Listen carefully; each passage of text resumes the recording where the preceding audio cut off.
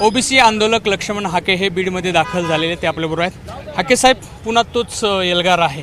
आता शासनाच्या कानावर जाणार आहे तुमची तर मागणी 2 सप्टेंबरचा जी आर रद्द करण्याची. दुसरीकडे जरांगे सरळ सरळ सांगतायत की हा रद्द होऊ शकत नाही, मी रस्त्यावर परत. हे बघा, 2 सप्टेंबरचा जे आर हा रद्द झालाच पाहिजे. वेगवेगळ्या पक्षाची लोक असोत किंवा ओबीसी बांधव असोत, जोपर्यंत हा जे आर रद्द होणार नाही तोपर्यंत ओबीसी स्वस्थ बसणार नाही आणि ओबीसीच्या मनातला जो संभ्रम आहे तो दूर होणार नाही. त्यामुळं मुख्यमंत्री महोदयांनी यावरती लवकरात लवकर ॲक्शन घ्यावी, नाहीतर मग निवडणुका आहेतच समोर.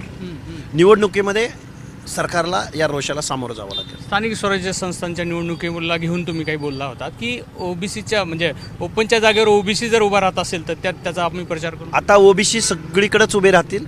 आम्ही एक वेळ ओबीसीच्या जागेवरच्या उमेदवाराच्या प्रचाराला जाणार नाही, पण ओपनमध्ये जो ओबीसी बांधव, जो तरुण उभा राहील त्याच्या प्रचाराला मात्र आम्ही निश्चित जाणार आणि ओबीसी बांधव इथल्या सत्ताधाऱ्यांची गणितं चुकवणार. मनोज जरांगे म्हणतायत की हा राष्ट्रवादीच्या अजित पवार गटाचा मेळावा आहे. हे बघा, ते काहीही बोलतात. त्यांच्या बोलण्याकडं आम्ही किती महत्त्व द्यायचं. गोपीचंद पडळकर कुठल्या पक्षाचे आमदार आहेत? त्यामुळं असं बोलणं हे ते त्यांच्या मनाला जे मनात येईल ते लहरी आहेत. सकाळी एक बोलतील, दुपारी एक बोलतील, संध्याकाळी एक बोलतील आणि काहीही बोलतील. मुळात त्यांचा आवाका किती आहे, शिक्षण किती आहे, त्यांना आरक्षणाबद्दल काय माहिती आहे. बेकायदा मागणी रेटायची आणि बघून घेईन म्हणायची, म्हणजे लोकशाही न मानणं हा त्यांचा स्थायी भाव आहे.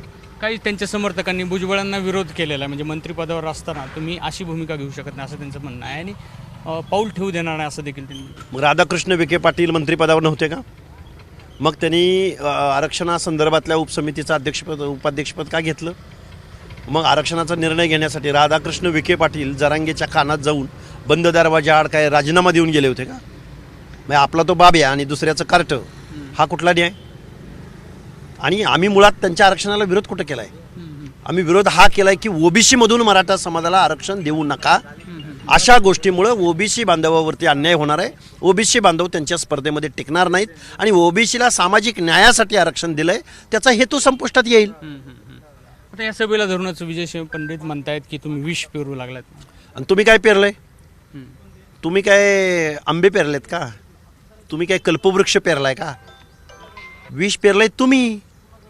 ज्या बीडमध्ये आग लावली ती आग विझवायचं काम ओबीसी बांधव करतोय. त्यामुळं पंडितांनी आता पंडित जास्त दिवसाचे नेते राहतील असं मला नाही वाटत. त्यांची लिडरशिप आम्ही येऊ घातलेल्या सर्व निवडणुकांमध्ये संपवू. त्यांना एका जातीचा आमदार असल्याप्रमाणे त्यांनी जे बेजबाबदार वागणूक त्यांनी गेल्या 2-3 महिन्यामध्ये दाखवलेली आहे. आमच्यावर हल्ले केलेले आहेत. आम्ही काय तुमची जमीन रेटायला आलतो का? तुमच्या कारखान्याचा काय ताबा घ्यायला आलो होतो?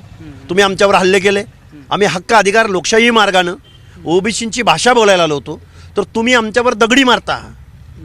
मग बघा की आहे की आम्हाला काय मत, आम्हाला काय से आहे की नाही हे आम्ही दाखवून देऊ.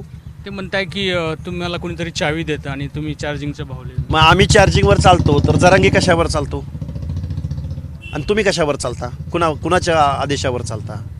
त्यामुळे चावी प्रत्येकाची चावी असते. चाव्या तुमच्या शोधायला लावू नका आम्हाला. मग शरद पवाराची चावी, अजितदादा पवाराची चावी पण खोलावी लागेल आणि ह्या चाव्या लवकर बंदिस्त कराव्या लागतील. जरांगेंना कोण चावी देते? जरांगेंना चावी कोण? मग शरद पवार देत आहेत, अजित पवार देत आहेत.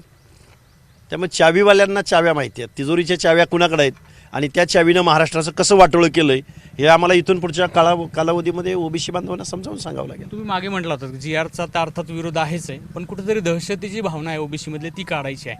मात्र आज परिस्थितीला देखील भुजबळांना विरोध होताना दिसते. पाऊल एका महाराष्ट्राच्या मंत्र्याला, अर्ध्याहून जास्त लोकसंख्येचा आवाज बनू पाहणाऱ्या मंत्र्यावर ही वेळ असेल. आमच्यासारख्या कार्यकर्त्यांचं मॉब लिंचिंग होईल. मी काय बोलतोय परत एकदा ऐका.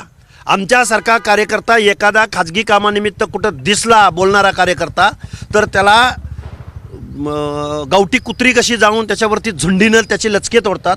आमच्या कार्यकर्त्याला हाणमार केली ना. या बीड जिल्ह्याचे कार्यक्षम SP कावत साहेबांनी अजून त्या आरोपींना शोधू नाही शकलेले. म्हणजे आमच्या जीवाला काहीच पर्वा नाही. त्यामुळं ह्या गोष्टी आम्ही बोलणार. आम्ही ह्या गोष्टींवरती महाराष्ट्र शासनाला जागं करणार. आम्ही मुक्याचं आणि बहिऱ्याचं सोंग घेतलेल्या इथल्या आमदार खासदारांना यांना वाटतंय मांजर डोळं झाकून दूध पितं म्हणजे कुणाला काही कळत नाही. आम्हाला मताचा अधिकार नाही का? कुठला पंडित आणि कुठला सोळंकी? आम्हाला आता ओबीसीना जाग करावी लागेल. सोनवणे पण करतात. सोनवणे खासदार, वळवाच्या पावसात झालेला खासदार, इथून पुढच्या कालावधीमधल्या होणाऱ्या निवडणुका ओबीसीचा से काय आहे हे आम्ही तुम्हाला दाखवून देऊ. तुम्ही बीडमध्ये खास करून आग लावायला येतात असाच प्रकारचा. आणि आम्ही आग लावायला येतो, तुम्ही मुंबईला पुण्याला काय करायला जाता, विजवायला जाता का? त्यामुळे आता आम्हाला तुम्हाला तुमच्या भाषेत बोलावं लागेल. एकूणच आजच्या या मेळाव्यानंतर जशाच तसं उत्तर देईल अशा प्रकारची भूमिका लक्ष्मण हाके यांनी व्यक्त केली. कॅमेरामॅन धनंजय दारुंटेसह रवी मुंडे, एबीपी माझा, बीड. एबीपी माझा, उघडा डोळे बघा नीट.